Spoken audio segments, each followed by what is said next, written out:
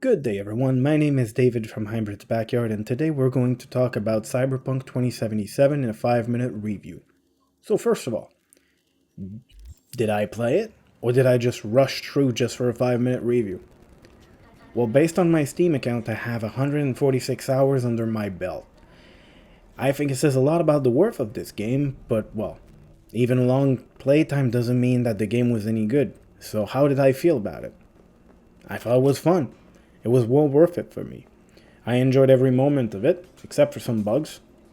Especially the story.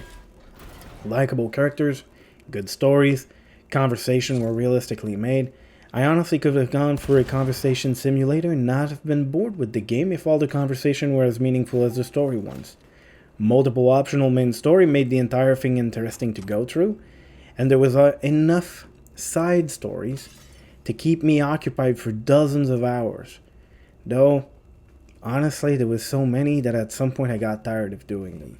I ended up rushing a lot of them just for the Steam achievement because at some point they were coming back to be the same thing. Get in, kill the people, get the item, get out. So, they were in different settings, but they were quite repetitive. The gameplay was neat. The FPS approach is well made enough to be the core system. Physical attack with fists, baseball bats, or even mantis blade gets boring quite fast. The hacking gameplay is also neat, but it's lacking in any kind of challenges. After a while, I just reverted to FPS mode, getting a good gun in my hand and shooting people straight up the face to get a bit of challenge.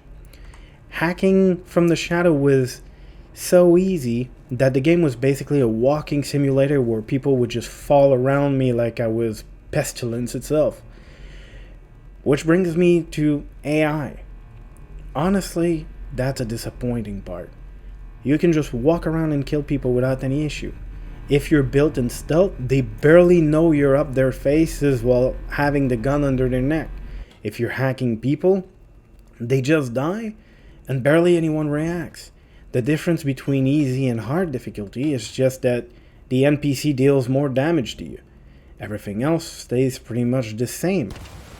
To the point where I felt it was just a bug at some point. And on that note, bugs.